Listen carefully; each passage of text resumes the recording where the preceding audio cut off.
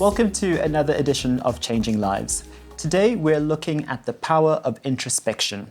And Tanya, I'd imagine that introspection is something difficult because it forces you to have an honest conversation with yourself, and nobody really wants to be that critical of themselves.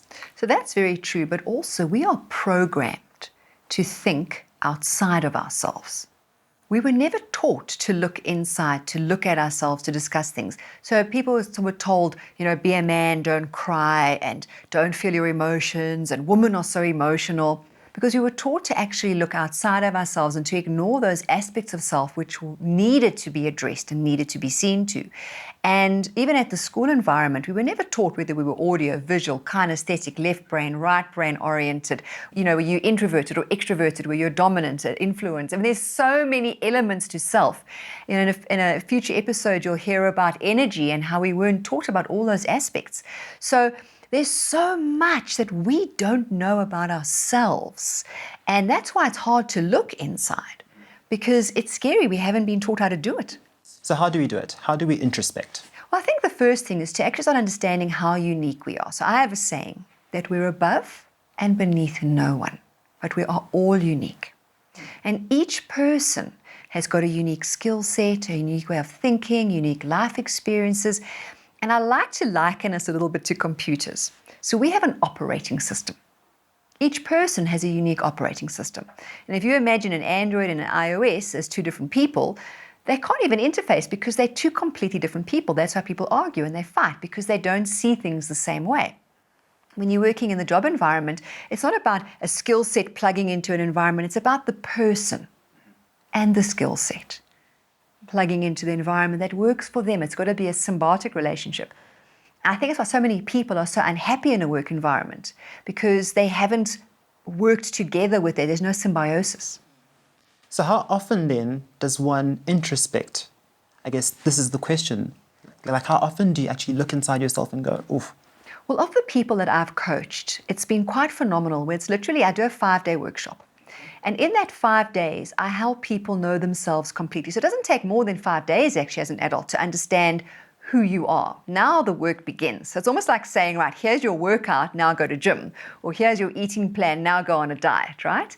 So the first step in the process is understanding definitively who you are. Because I said it in my promo, if you've watched that, which said, when you're on an aeroplane, if the air hostess says, in the unlikely event of a loss in cabin pressure, a mask falls from the panel above you, who do you put that mask on? On yourself first. Correct. Yeah, you put it on yourself first. Why? So that you can help other people in turn. Because, if you're breathing, then you'll be able to help others. That's exactly right. So we've got to figure out who we are first. So we've got a whole process where we try and help other people. And you've got no right to change another person. No one has. Unless you're a professional psychologist or professional psychiatrist, you have no right to help another person, because that's not your skill set. You've got to help yourself first, become a whole person, do the hard work, which I've done over many, many years. And when you are whole, you are able to then empower and help others through your example. Yeah. How do you figure out that question of who am I? Because you've touched on it now twice since we started talking. But how do you answer that question for yourself? All right, so there's a whole lot of processes. We've got to figure out the human operating system. So things like, are you more left or right brain dominant, and what does that actually mean? Are you more audio, visual, or kinesthetic, and what does that actually mean? So those are dynamics that we look through. Then there's a variety of psychometric assessments one can do. Then we've got to look at your background, the things that you've been through. And those processes, I can run through that in a 5-day workshop, but if you're doing it on your own, it can take a tremendous amount of time, because it takes an honest look at self as well, looking at the things you've gone through in the past, what impacted you, what worked, what didn't work. And so that's why coaching is really amazing, because it's forward focused.